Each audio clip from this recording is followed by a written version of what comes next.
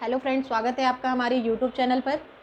जैसा हम लगातार ही कंप्यूटर की कुछ क्लासेस करते आ रहे हैं, उसी सिरे में हम नई क्लास आज लेकर आए हैं, जिसका हमारा टॉपिक है आपका flow charts and computer languages. इसमें सबसे पहले जब हम कंप्यूटर लैंग्वेजेस की बात करते हैं या हम फ्लो चार्ट की बात करते हैं तो फ्लो चार्ट आपने सुना होगा, तो इसके इंट्रोडक्शन से ही शुरू करेंगे। फ्लो चार्ट आपने सुना होगा या फ्लो चार्ट आपने कंप्यूटर में नहीं तो बाकी सब्जेक्ट्स में भी जब हम पढ़ते हैं तो फ्लो चार्ट बनाते हैं, ठीक है। तो इसका उपयोग यहाँ पर जो है वो हर जगह वही उपयोग होता है आपका फ्लो चार्ट। जैसे हमें नाम से ही पता चल रहा है कि क्या है फ्लो चार्ट, मतलब जो किसी चीज़ की किसी वर्किंग का फ्लो दिखा रहा है।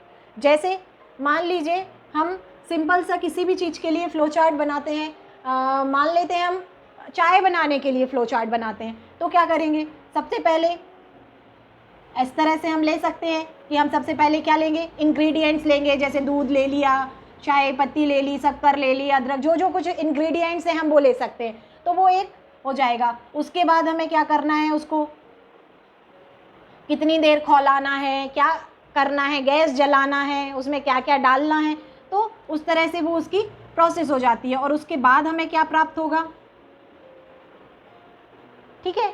तो एक ये फ्लो चार्ट हो गया कि हमने ये कुछ सामग्री ली जिससे हमें क्या मिला, चाय मिला। तो किसी भी कार्य को करने में जो भी आपका पहले डेटा था, उसके बाद उससे आपको क्या इन्फॉर्मेशन मिली या आपके पास क्या रॉ मटेरियल था, उससे आपको क्या रिजल्ट मिला, क्या प्रोडक्ट मिला, उसका जो फ्लो दिखा रहा है वो क्या है, फ्लो चार्ट है। इसके अलावा आप दूसरा कोई भी एग्जांपल भी ले सकते हैं। जैसे मान लो आपको फ्लो चार्ट दिखाना है कि कोई प्रोडक्ट है वो आपका इंडस्ट्री में या आपका मैन्युफैक्चरिंग इंडस्ट्रीज़ में जहाँ भी बन रहा है, तो सबसे पहले वो क्या है, बना। उसके बाद आपका आया मार्केट में, तो मार्केट में भी होलसेलर के पास आया, फिर रिटेलर के पास आया, रिटेलर के पास से फिर हमारे पास आया जिसने भी उसको परचेज़ किया। तो ठीक है, तो उसका भी एक फ्लो चार्ट हो सकता है। तो इस तरह से फ्लो चार्ट किसी भी प्रोसेस का फ्लो चार्ट हो सकता है। अब जब हम कंप्यूटर टर्म में बात करें तो कंप्यूटर टर्म में जो फ्लो चार्ट है वो आपका क्या होता है, वो आपका होता है एल्गोरिदम का ग्राफिकल रिप्रेजेंटेशन होता है। अब इसमें एक शब्द हमने यूज़ कर लिया, क्या, एल्गोरिदम, कि एल्गोरिदम का ग्राफिकल रिप्रेजेंटेशन जो है वो आपका क्या है, फ्लो चार्ट है, ठीक है। तो जब एल्गोरिदम, अब हमने जब यहाँ पर एक शब्द यूज़ किया है तो ये क्या है, तो एल्गोरिदम जो होता है वो छोटे छोटे इंस्ट्रक्शंस का सेट होता है जो किसी भी प्रोग्राम के पहले बनाया जाता है, जिसमें उस प्रोग्राम के बारे में सारी इन्फॉर्मेशन स्टोर होती है। जब भी कोई भी प्रोग्रामिंग शुरू की जाती है तो उस प्रोग्रामिंग को शुरू करने के पहले उसके लिए एक एल्गोरिदम को डिसाइड किया जाता है कि ये एल्गोरिदम इसके लिए बेस्ट रहेगी। उसमें क्या होते हैं, छोटे छोटे इंस्ट्रक्शंस के सेट रहते हैं। इसके साथ साथ इसमें क्या होता है, इंस्ट्रक्शन का सेट तो है लेकिन उसका भी एक निर्धारित क्रम है। ऐसा नहीं है कि किसी भी टाइप से है, उसका एक निर्धारित क्रम है। उस निर्धारित क्रम में ही एल्गोरिदम है। जैसे मान लीजिए हम बात करते हैं कि कोई हम एडिशन का प्रोग्राम बना रहे हैं, एडिशन मतलब हमें दो नंबरों को जोड़ने का अगर प्रोग्राम बना रहे हैं तो उसके लिए एल्गोरिदम लिखेंगे, तो उसमें कहीं ना कहीं क्या प्रोसेस होगा कि पहले हमें क्या करना है, दो नंबर लेना है, जैसे ए और बी ले लिया। उसके बाद क्या होगा, उन दोनों को जोड़ना है। उसके बाद क्या होगा, उसको कहीं सी में स्टोर कराना है। उसके बाद उस सी में क्या हो जाएगा, जो भी रिजल्ट आएगा वो आपको स्टोर होके मिल जाएगा, ठीक है। इसके बाद भी अगर हमें कुछ कराना है तो वो सारी चीज़ें, ये सारे जो इंस्ट्रक्शंस हैं वो काय में लिखे रहते हैं, आपके एल्गोरिदम में होते हैं, ठीक है। और एल्गोरिदम का जब ग्राफिकल रिप्रेजेंटेशन हम कर देते हैं तो वो क्या हो जाता है, आपका फ्लो चार्ट हो जाता है, ठीक है। फ्लो चार्ट में भी क्या होता है, जैसे मान लीजिए, अब देखिए एक किसी चीज़ का फ्लो चार्ट हम आपको बनाते हैं, तो जब भी फ्लो चार्ट, जैसे कंप्यूटर में हम बात कर रहे हैं तो सबसे पहले कोई प्रोग्राम हमने क्या किया, स्टार्ट किया, तो हमने स्टार्ट लिख दिया, ठीक है। उसके बाद मान लो इसमें हमने कोई कंडीशन लगा दी, if A is less than B, ठीक। तो हम क्या चाह रहे हैं, अगर ए छोटा है बी से तो प्रिंट ए प्रिंट हो जाए, नहीं तो प्रिंट बी। तो ये एक एल्गोरिदम हो गई। किस चीज़ के लिए एल्गोरिदम हो गई, कि हम कब ए प्रिंट करना चाह रहे हैं और हम कब बी प्रिंट करना चाह रहे हैं, तो इससे हमें पता चल रहा है। अब सिर्फ इतना आप देख लेंगे तो आप बता सकते हैं कि कब ए प्रिंट करना है और कब बी प्रिंट करना है, ठीक है। और इसका प्रोग्राम कैसे बनेगा, तो इस फ्लो चार्ट से और एल्गोरिदम के माध्यम से ही प्रोग्रामिंग डिसाइड होती है, ठीक है। तो ये होता है प्रोग्राम। आपको इतना डिटेल में नहीं पढ़ना है, मैं बता दिया है। बाकी आपको तो ऑब्जेक्टिव टाइप के लिए पढ़ना है, तो उसमें ज़्यादा से ज़्यादा इतना ही है कि एल्गोरिदम का ग्राफिकल रिप्रेजेंटेशन ही आपका फ्लो चार्ट होता है, और एल्गोरिदम जो होता है इंस्ट्रक्शन का सेट होता है, वो भी उनको वांछित क्रम में अरेंज करते हैं, ठीक है। तो इस तरह से ये दो चीज़ें आपकी हो गई। इसके अलावा हमने इसमें एक और टर्म यूज़ की थी। अब जैसे कुछ होता है, जैसे फ्लो चार्ट है, तो फ्लो चार्ट में जैसे कुछ को मैं ऐसे बना रही थी, कुछ हमने बॉक्स बनाए थे, इसके अलावा कुछ ऐसे ओवल शेप में भी बना देते हैं, ठीक है। कुछ आपके इस तरह से बनाए जाते हैं। तो इन सब का क्या होता है, अलग अलग मीनिंग होता है, अलग अलग चीज़ के लिए अलग अलग आपके जो ये डायग्राम्स हैं वो यूज़ किए जाते हैं। जैसे कि जब हमको टर्मिनल दिखाना है, ठीक है, क्या दिखाना है, टर्मिनल दिखाना है, तो हम किसका यूज़ करते हैं, ओवल शेप का यूज़ करते हैं। अगर हमें किसी चीज़ का निर्णय दिखाना है कि क्या निर्णय लिया, मतलब डिसीजन अगर हमें दिखाना है, तो हम किसका यूज़ करते हैं, डायमंड शेप का यूज़ करते हैं, ठीक है। अगर हमें किसी चीज़ की प्रोसेस दिखाना है, तो हम काय का यूज़ करते हैं, स्क्वायर वो रेक्टेंगल का यूज़ करते हैं। इसके अलावा जब इस तरह से हमें दिखाना है, तो ये कनेक्टर्स, दो चीज़ों को जोड़ने के लिए एरो के माध्यम से कर रहे हैं ना, तो कनेक्टर्स के लिए हम इनका यूज़ करते हैं। तो इस तरह से कुछ शेप होते हैं जिनका हम यूज़ कर सकते हैं। इसके बाद हम बात करते हैं काय का, अब इसमें भी देख, जैसे टर्मिनल की हमने बात की, तो टर्मिनल में क्या होता है, वही सब चीज़ें हैं कि ये किसी ना किसी चीज़ का स्टार्ट दिखाएगा और उसके बाद उसका एंड दिखाएगा, ठीक है। अब इसके बाद होता है एक और, हम बात करते हैं नेक्स्ट, मैंने बोला था जो हमारा आज का टॉपिक था, एक तो फ्लो चार्ट, दूसरा कंप्यूटर लैंग्वेजेस, ठीक है, या प्रोग्रामिंग लैंग्वेजेस। तो प्रोग्रामिंग लैंग्वेज की जब हम बात करते हैं, तो हमने पिछली क्लासेस में देखा था कि मैंने आपको कुछ टर्म यूज़ करे थे कि लो लेवल लैंग्वेज, जब कंप्यूटर का हम विकास पढ़ रहे थे तो उसमें देखा था हमने, जनरेशन पढ़ रहे थे कि पहले लो लेवल लैंग्वेज थी, मशीन लेवल लैंग्वेज थी, उसके बाद हाई लेवल लैंग्वेज आई जिससे प्रोग्रामिंग आसान हो गई। ये सब चीज़ें हमने देखी थी, ठीक है, ये टर्म्स हमने देखे थे, ठीक। तो इसमें सबसे पहले जब हम देखेंगे कि क्या मतलब लो लेवल लैंग्वेज या मशीन लेवल लैंग्वेज, ठीक, और हाई लेवल लैंग्वेज, ऐसे ये कुछ टर्म है।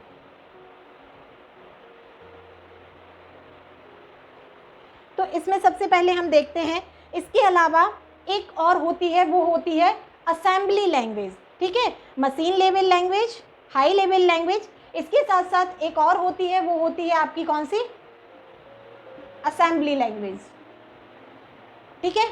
तो अब सबसे पहले तो ये है कि प्रोग्रामिंग लैंग्वेज है क्या। तो लैंग्वेज से हम शुरू करते हैं। तो हम कोई भी भाषा बोल रहे हैं तो क्या है, कम्युनिकेशन का माध्यम है, हम मतलब लोगों से बात कर पा रहे हैं, संपर्क स्थापित कर पा रहे हैं, वो हमारी बात समझ पा रहे हैं, हम उनकी बात समझ पा रहे हैं, तो वो लैंग्वेज के माध्यम से ही पॉसिबल हो पा रहा है।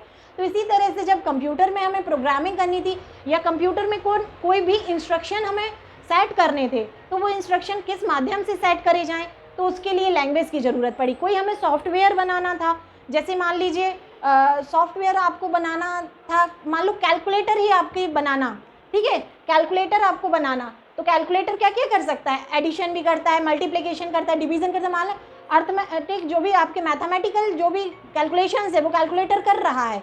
तो इसके लिए कहीं ना कहीं प्रोग्राम बनाना पड़ेगा कि जब दो नंबर के बीच में अगर ये निशान आ रहा है तो वो जोड़ पाए, ये आ रहा है तो वो घटा पाए, ऐसा कुछ ना कुछ प्रोग्राम उसको बनाना पड़ेगा, तभी वो बना सकता है। तो इस तरह के जो प्रोग्राम बनाने के लिए किस चीज़ की ज़रूरत पड़ी, लैंग्वेजेस की ज़रूरत पड़ी जब हमें। तो इसके लिए जब शुरुआत में जो है वो मशीन लेवल लैंग्वेज इस्तेमाल की गई, ठीक है। तो मशीन लेवल लैंग्वेज क्या थी, मशीन लेवल लैंग्वेज जो थी वो एक कठिन लैंग्वेज थी, जो सिर्फ मशीन ही उसको समझ पाता था, मतलब जैसे 0 या 1 ही उसमें होते थे, इसके अलावा कुछ नहीं होता था, ठीक है। बाकी हाई लेवल लैंग्वेज में क्या है, हाई लेवल लैंग्वेज में बहुत सारी फिर कमांड्स भी यूज़ हुई, फिर और आगे चल के इसमें आजकल जो चलता है उसमें हम जैसे मान लो एक तरीके से इंग्लिश के टर्म्स यूज़ होते हैं, हेडर फाइल्स यूज़ होती है, बहुत कुछ यूज़ होता है, जबकि लो लेवल लैंग्वेज जो थी वो केवल ऑन या ऑफ को पहचान सकता था, मतलब 0 और 1 को, ऑफ ऑन, 0 मतलब ऑफ और 1 मतलब ऑन। ठीक, इलेक्ट्रॉनिक सर्किट के रूप में इसको बनाया जाता था, सिर्फ इसको समझ सकता था। ये क्या होती थी, बहुत कठिन भाषा होती थी, ठीक है, लेकिन कंप्यूटर प्रोसेसर जो था भाषा को सीधे समझ सकता था, इसके लिए किसी कन्वर्टर की ज़रूरत नहीं पड़ती थी, ठीक है, किसी भी कन्वर्टर की ज़रूरत नहीं पड़ती थी कि मशीन को समझाने के लिए वो भाषा कन्वर्टर की ज़रूरत पड़े। जैसे अभी हमने कुछ लास्ट क्लासेस में मैंने आपको बताया था कि इनपुट डिवाइस होती है, वो इनपुट डिवाइस जो होती है वो क्या करता है, हमने जो भी इंस्ट्रक्शन दिया है उसको बाइनरी कोड में कन्वर्ट करता है, ठीक है। तो ऐसे कुछ कन्वर्टर की इसमें ज़रूरत नहीं थी, ये जो था डायरेक्ट इसको मशीन समझ सकती थी, ठीक। और मशीन भाषा के जो होते थे 2 भाग होते थे, पहला भाग होता था ऑपरेशन कोड और दूसरा भाग जो होता था वो ऑपरेंड होता था, ठीक है। पहला जो होता था वो क्या होता था, ऑपरेशन कोड होता था, दूसरा ऑपरेंड होता था, 2 भाग होते थे।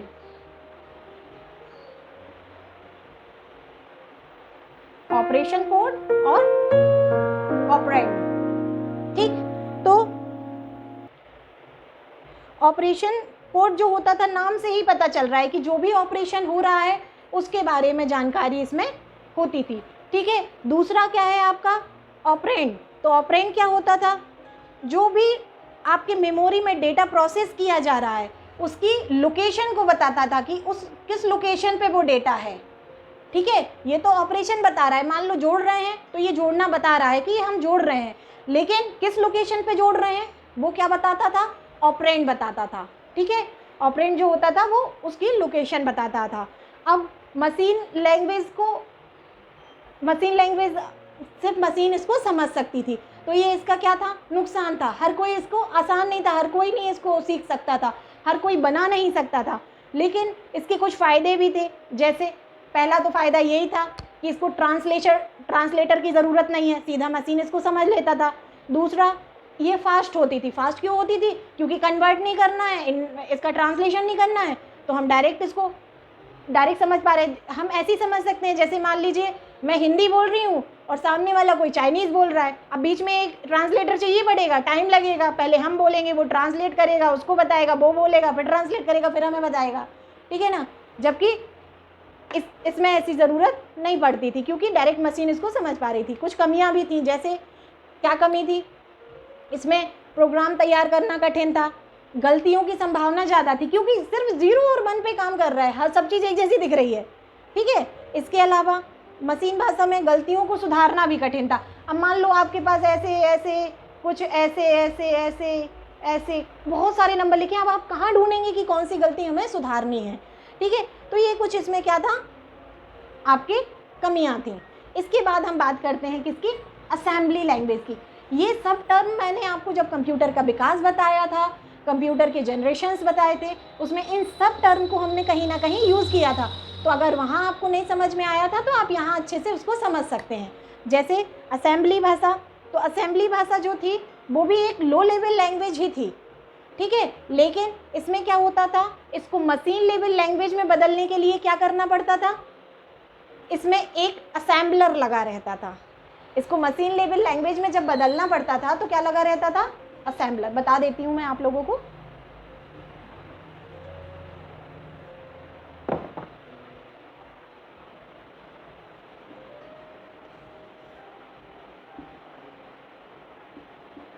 यहाँ क्या होता था, जैसे मान लीजिए आपका कोई कोड है वो असेंबली लैंग्वेज में है, ठीक है। असेंबली लैंग्वेज भी जो थी वो क्या थी, लो लेवल लैंग्वेज थी,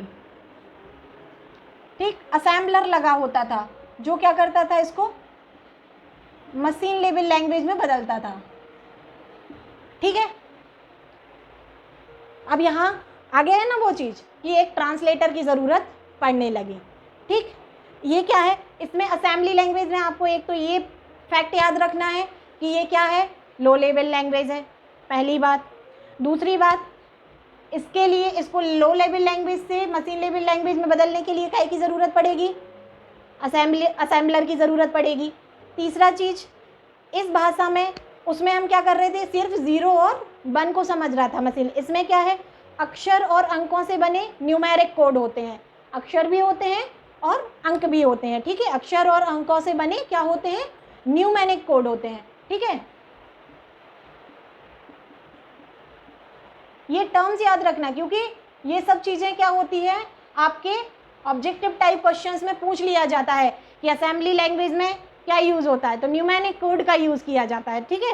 तो न्यूमेरिक कोड कैसे, एक इसका एग्जाम्पल बता देते हैं। अभी जैसे हम मान लो जोड़ने के लिए मैं बता रही थी कि a+b करना है, ठीक है, तो हमने क्या करा था, इस निशान का, लेकिन असेंबली लैंग्वेज में इसका नहीं यूज़ करेंगे। असेंबली लैंग्वेज में अगर इन दोनों को जोड़ना है तो इनमें क्या करेंगे, ऐड ab। इससे उसको पता चल रहा है कि हम इन दोनों को क्या कर रहे हैं, जोड़ रहे हैं, ठीक है। इस तरह से इसमें क्या होते थे, न्यूमेरिक कोड होते थे, ये एक कोड है, ठीक है। इसी तरह से अगर आपको मेमोरी में कुछ लोड करना है तो LD का यूज़ करते थे, ठीक। ऐसी कुछ चीज़ें हैं, अब घटाना है तो घटाने को क्या बोलते हैं हम, सबट्रैक्ट करना, तो सबट्रैक्ट यूज़ करते थे। मल्टीप्लाई करना है तो इसके आगे इसका यूज़ करते थे। डिवीज़न करना है तो DIV का यूज़ करते थे। तो इस तरह से न्यूमेरिक कोड इसमें यूज़ किए जाते थे, न्यूमेरिक कोड यूज़ किए जाते थे, ठीक है। अब इसके बाद है आपका, अब इसमें एक और टर्म याद रखना कि सोर्स प्रोग्राम, यहाँ से शुरू बात हो जाएगी उसकी। सोर्स प्रोग्राम क्या है, सोर्स प्रोग्राम क्या है, वो प्रोग्राम जिसमें जिस भाषा में वो प्रोग्राम एक्चुअली में लिखा गया है। जैसे कोई प्रोग्राम असेंबली भाषा में लिखा गया है तो वो असेंबली भाषा क्या हो जाएगी, असेंबली भाषा में लिखा प्रोग्राम सोर्स प्रोग्राम, ठीक है। उसके बाद असेंबलर ने उसको काय में कन्वर्ट कर दिया, मशीनी भाषा में कन्वर्ट कर दिया। तो यहाँ पे जो हमें प्राप्त हुआ मशीन लेवल लैंग्वेज के बाद जो कोड, उसको क्या बोलते हैं, ऑब्जेक्ट कोड, ठीक है, या फिर टारगेट कोड। जैसे सोर्स कोड और ये ऑब्जेक्ट कोड या टारगेट कोड। तो इस तरह से इसमें ये होती है। तो जो असेंबली भाषा थी वो क्या थी, आम बोलचाल की भाषा से बहुत मिलती जुलती थी। जैसे हम नॉर्मली एडिशन करना तो ऐड बोलते हैं, घटाना सबट्रैक्ट बोलते हैं, तो बहुत मतलब ये रिलेट करती थी आपकी किससे, बोलचाल की भाषा से। इसकी दूसरी क्या विशेषता थी कि इसमें गलतियां खोजना और उन्हें ठीक करना आसान था, क्योंकि आप पढ़ पा रहे थे चीज़ों को, ठीक है, प्रोग्रामर पढ़ पा रहा था। और कमियां क्या थी, इसमें अलग से एक असेंबलर की ज़रूरत होती थी, ठीक है, क्या होती थी, असेंबलर सॉफ्टवेयर की अलग से ज़रूरत होती थी, ठीक है। इसके बाद असेंबली भाषा के प्रोग्राम के क्रियान्वयन में मशीनी भाषा की अपेक्षा समय ज़्यादा लगता था। वो मैंने अभी भी बताया था, जब भी ट्रांसलेशन अगर हम यूज़ करेंगे तो उसमें टाइम ज़्यादा लगेगा, ठीक है। इसके बाद हम क्या करते हैं, इसके बाद हम देखते हैं हाई लेवल लैंग्वेज, ठीक है। इसके बाद जो तीसरी लैंग्वेज थी वो कौन सी थी, हाई लेवल लैंग्वेज। तो हाई लेवल लैंग्वेज जो थी, अच्छा एक क्वेश्चन पूछती हूँ, हाई लेवल लैंग्वेज किस जनरेशन के कंप्यूटर से स्टार्ट हुई थी। जनरेशन जब पढ़ाई थी तब इन सब टर्म का यूज़ किया था मैंने, और किस जनरेशन में कौन सी लैंग्वेज शुरू हुई थी ये भी बताया था। तो आप लोग बताइए हाई लेवल लैंग्वेज जो है वो कौन से जनरेशन के कंप्यूटर में स्टार्ट की गई थी। ये ऐसे ही ऑब्जेक्टिव क्वेश्चन बनते हैं और फिर हम आंसर नहीं कर पाते हैं क्योंकि ध्यान देते ही नहीं हैं। अब इसमें थर्ड लैंग्वेज जो हमने देखी थी वो थी आपकी क्या, हाई लेवल लैंग्वेज, ठीक है। हाई लेवल लैंग्वेज जो थी वो आप लोगों को आंसर बता देती हूँ। क्वेश्चन अभी मैंने पूछा था कि हाई लेवल लैंग्वेज किस जनरेशन में यूज़ हुई थी, तो थर्ड जनरेशन में, इसलिए इसे तीसरी पीढ़ी की भाषा भी कहते हैं। जो थर्ड ये आपकी हाई लेवल लैंग्वेज थी वो आम बोलचाल की जो भाषा थी उससे बहुत करीब, इसीलिए ये क्या है, आसान है, प्रोग्रामिंग इसमें आसान होती है, ठीक है, हाई लेवल लैंग्वेज में। लेकिन एक चीज़ है, जैसे अभी हमने सोर्स प्रोग्राम और ऑब्जेक्ट प्रोग्राम आपको बता दिया कि जिससे और जिसमें, तो वो क्या हो जाता है, ये सोर्स प्रोग्राम हो जाता है और ये क्या हो जाता है, ऑब्जेक्ट प्रोग्राम। तो हाई लेवल लैंग्वेज में जब भी हम प्रोग्रामिंग कर रहे हैं तो इसके लिए हमें काय की ज़रूरत पड़ती है, कंपाइलर या फिर इंटरप्रेटर, ठीक है, कंपाइलर या फिर इंटरप्रेटर की। जैसे उसमें असेंबलर था तो इसमें कंपाइलर और इंटरप्रेटर है, जो हाई लेवल लैंग्वेज को क्या करते हैं, ऑब्जेक्ट कोड में बदलते हैं, मतलब सोर्स कोड को ऑब्जेक्ट कोड में बदलते हैं, हाई लेवल लैंग्वेज को मशीन लैंग्वेज में, ठीक है। तो कंपाइलर और इंटरप्रेटर, ठीक, तो कंपाइलर इंटरप्रेटर जो सॉफ्टवेयर हैं वो क्या करते हैं, हाई लेवल लैंग्वेज को मशीन लेवल लैंग्वेज में बदलते हैं। अब इनमें ये होते क्या हैं, तो जब हम अगर इंटरप्रेटर की बात करते हैं तो इंटरप्रेटर जो होता है वो आपका ये पूरा प्रोग्राम लिखा हुआ है, ठीक। तो ये लाइन बाय लाइन कन्वर्ट करता है, मतलब एक लाइन को कन्वर्ट करेगा, भेज देगा, दूसरी लाइन को कन्वर्ट करेगा, तीसरी लाइन को कन्वर्ट करेगा, मतलब वन लाइन वन टाइम में ये कन्वर्ट करता है। और कंपाइलर जो होता है वो, अगर ये इतना पूरा प्रोग्राम आपका लिखा हुआ है तो पूरे सोर्स कोड को एक साथ ही क्या कर देता है, आपका मशीन लेवल लैंग्वेज में या सोर्स कोड को ऑब्जेक्ट कोड में बदल देता है, ठीक है। तो ये कंपाइलर और इंटरप्रेटर भी आप याद रखिएगा, ये इसमें डिफरेंस है कि interpreter one line at a time और कंपाइलर कंप्लीट सोर्स कोड को वन टाइम में ही आपका कन्वर्ट कर देता है, ठीक है। अब हाई लेवल लैंग्वेज के कुछ एग्जाम्पल्स आप लोग ज़रूर याद रखिएगा, क्योंकि कई बार ऐसे एग्जाम्पल आ जाता है और उसमें नीचे ऑप्शंस रहते हैं कि ये हाई लेवल लैंग्वेज है, लो लेवल लैंग्वेज है, असेंबली लैंग्वेज है, मशीन लेवल लैंग्वेज है, ठीक है। तो ये कुछ एग्जाम्पल्स आप याद रख सकते हैं, जैसे कोबोल, ठीक है, आपका बेसिक, आपका फोर्ट्रॉन, आपका लोगो, ठीक है, सी प्लस प्लस, जावा, .NET, PHP, मतलब जितनी भी आजकल जो भाषाएं हैं वो सारी क्या हो जाएंगी, हाई लेवल लैंग्वेज वाली भाषाओं में आ जाएगी, ठीक है। तो इसके अलावा एक और फैक्ट आप याद रख सकते हैं कि पहली हाई लेवल लैंग्वेज कौन सी थी।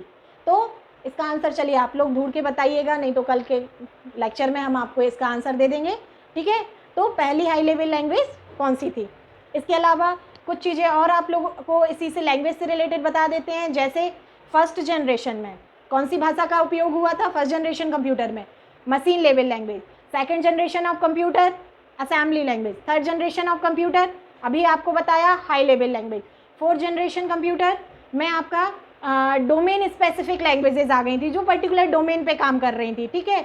और फिफ्थ जनरेशन ऑफ कंप्यूटर्स में हमने AI का यूज़ करना, आर्टिफिशियल इंटेलिजेंस का यूज़, इसमें कृत्रिम बुद्धिमत्ता का उपयोग होना शुरू हो गया, ठीक है। तो ये कुछ फैक्ट थे जो आप याद रख सकते हैं और आपको जो आगे काम में आ सकते हैं, ठीक है।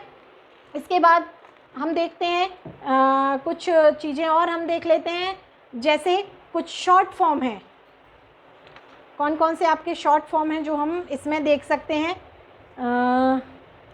एक तो हम देखते हैं आपको कोबोल का शॉर्ट फॉर्म हो सकता है। कोबोल एक आपकी हाई लेवल लैंग्वेज है, तो इसका शॉर्ट फॉर्म, इसका जो फुल फॉर्म होता है वो होता है common business oriented language, common business oriented language, ठीक है, कॉमन बिजनेस ओरिएंटेड लैंग्वेज, ठीक।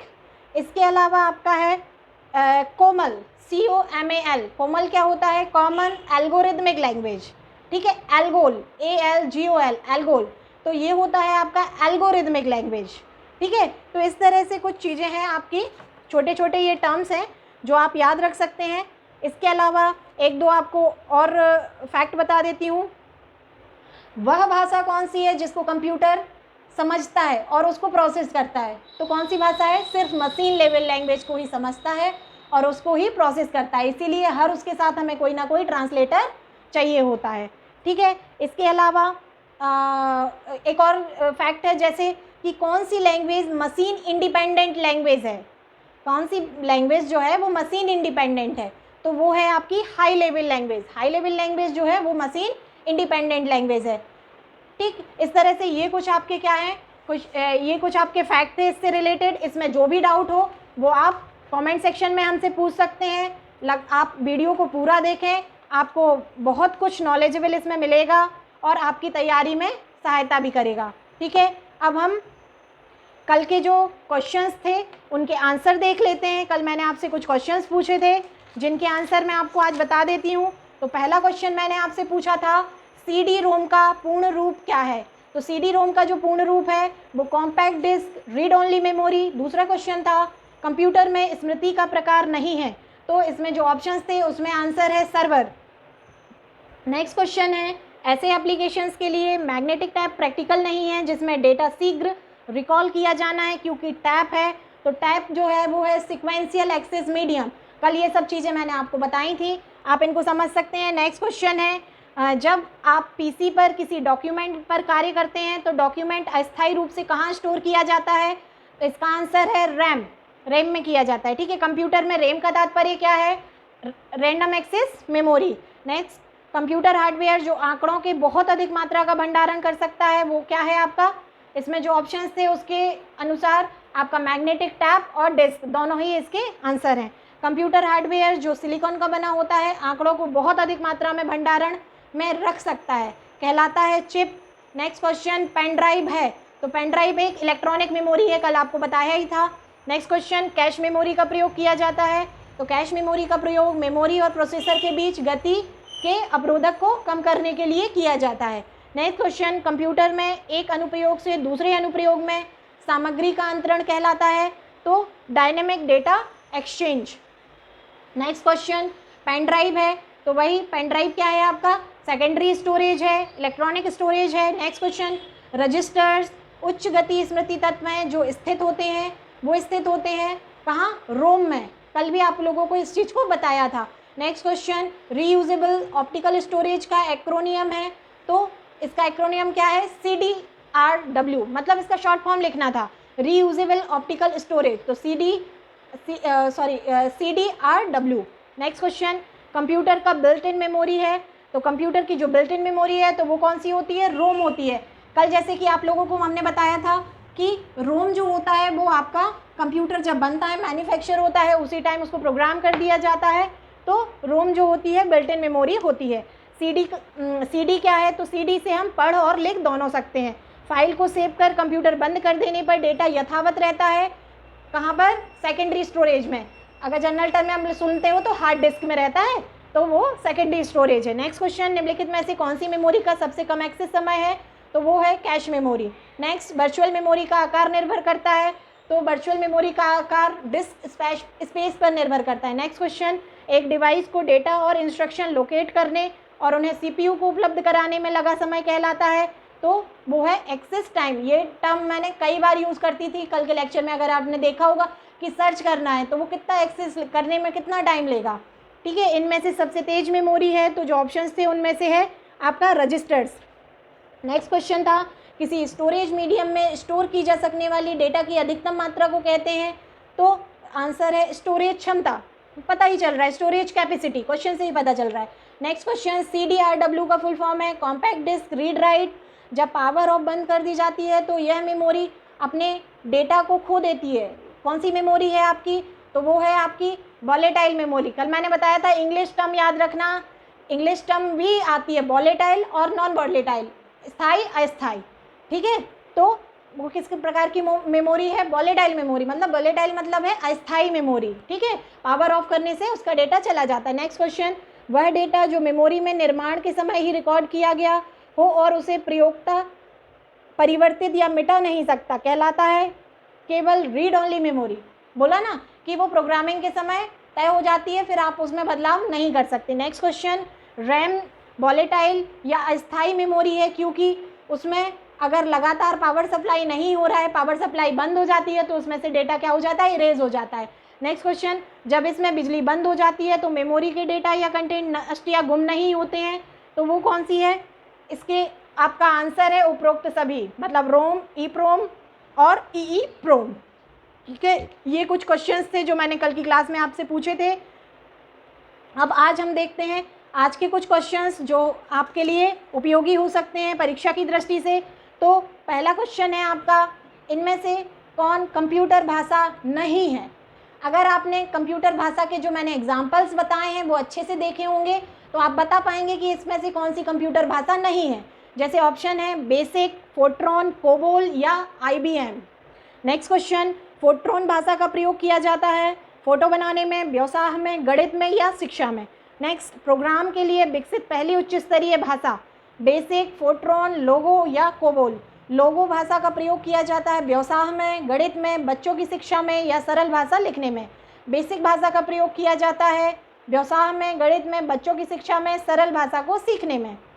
इसके बाद है कोबोल भाषा का प्रयोग किया जाता है तो कोबोल का फुल फॉर्म भी आप इस क्वेश्चन में, अगर आपको कोबोल का फुल फॉर्म आता है तो आप इसका आंसर तुरंत दे पाएंगे, जैसे व्यवसाय में, गणित में, बच्चों की शिक्षा में या इनमें से कोई नहीं। Next question, high level language को मशीनी भाषा में बदलता है आपका कंपाइलर, इंटरप्रेटर, दोनों या इनमें से कोई नहीं। असेंबलर का कार्य है बेसिक भाषा को मशीन लेवल लैंग्वेज में बदलना, उच्च स्तरीय भाषा को मशीन लेवल लैंग्वेज में या असेंबली भाषा को मशीन लेवल लैंग्वेज में, या असेंबली भाषा को हाई लेवल लैंग्वेज में। नेक्स्ट क्वेश्चन है, इनमें से कौन सी साइंटिफिक कंप्यूटर भाषा है? बेसिक, कोबोल, फोर्ट्रॉन या पास्कल। नेक्स्ट क्वेश्चन, भाषा जिसे कंप्यूटर समझता और निष्पादित करता है कहलाती है अमेरिकन भाषा, मशीनी भाषा या इनमें से कोई नहीं। Next question, Fortran, ALGOL, pascal आदि भाषाओं को सिखाने के लिए नींव का पत्थर कहा जाता है? सी को, बेसिक को, कोबोल को या फ्रेंच को। नेक्स्ट क्वेश्चन, इंटरनेट पर प्रयुक्त कंप्यूटर लैंग्वेज है? जावा, बेसिक, कोबोल या पास्कल। प्रोलॉग भाषा विकसित हुई, तो प्रोलॉग भाषा जो है 1972, 1970, 1975, 1973। नेक्स्ट क्वेश्चन, वर्ड प्रोसेसर या स्प्रीड सेट उदाहरण है? ये थोड़ा अलग क्वेश्चन है, लेकिन अगर आपने कंप्यूटर चलाया होगा तो आप इसको समझ सकते हैं कि वर्ड प्रोसेसर या स्प्रेडशीट जो है वो काय का उदाहरण है? सिस्टम सॉफ्टवेयर का, एप्लीकेशन सॉफ्टवेयर का, प्लेटफॉर्म सॉफ्टवेयर या उपरोक्त में से कोई नहीं। नेक्स्ट क्वेश्चन, वे वर्ड जिन्हें प्रोग्रामिंग की लैंग्वेज में ने अपने प्रोग्राम के लिए अलग रखा है कहलाते हैं? Control word, reserve words, control structures, reserved keys या इनमें से कोई नहीं। सी, बेसिक, जावा, कोबोल उदाहरण है लो लेवल लैंग्वेज के, कंप्यूटर के, सिस्टम प्रोग्राम के, हाई लेवल लैंग्वेज के या इनमें से कोई नहीं। नेक्स्ट क्वेश्चन, निम्नलिखित में से कौन सा मशीन इंडिपेंडेंट प्रोग्राम है? High level language, low level language, assembly language या machine language.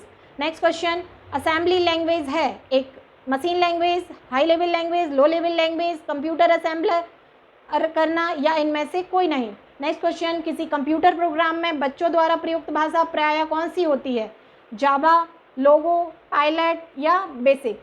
Next question, C++ क्या है? एक ऑपरेटिंग सिस्टम है, एक प्रोग्रामिंग लैंग्वेज है, एक सॉफ्टवेयर है या इनमें से कोई नहीं।